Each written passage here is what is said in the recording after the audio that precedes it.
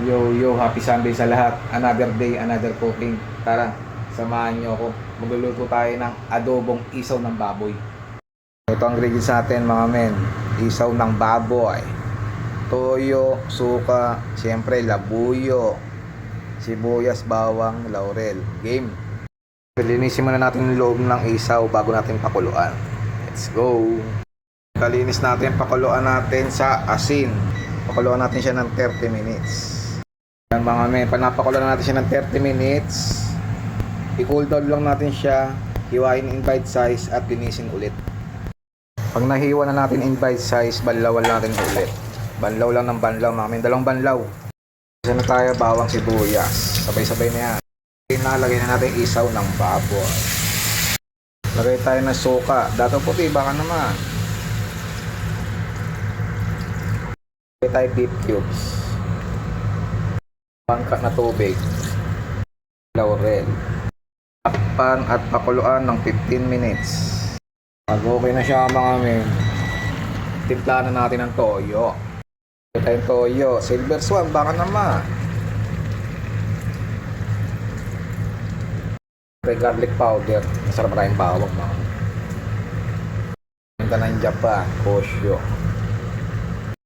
black pepper. Marami, mas masarap. Tayo brown sugar para balanse. Halo-halo lang mga hanggang sa mag-combine silang lahat. Ganyan paubos na yung sabaw niya. Siyempre, matik, lagay tayo ng labuyo. Marami, mas masarap. Pwedeng pang tampulots, pwedeng pang cola. Marami pwede mga men. Pag gaganyan na siya mga matuyo-tuyo na, pwede na yan. Tikman na natin yan mga men. Kalamin yan no. Grabe kalamin mga men. Plate nga tayo. Tikman na natin yan. Lagyan natin siya ng itlog. Tapos lalagyan mo siya ng pampaarte. Lalagyan mo siyang parsley mga men no.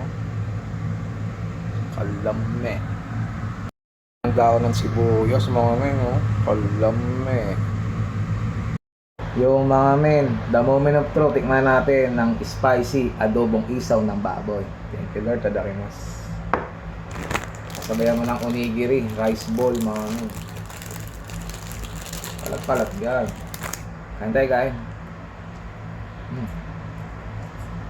Ang lamig oh. Sarap. Pili. Palami.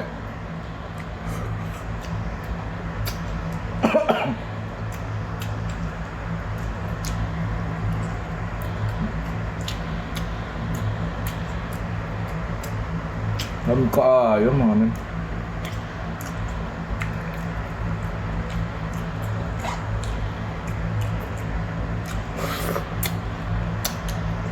Sundan nyo yung mga ginagawa ko, promise, napakaharap. Please subscribe to my YouTube channel, Jomasat TV. Ay!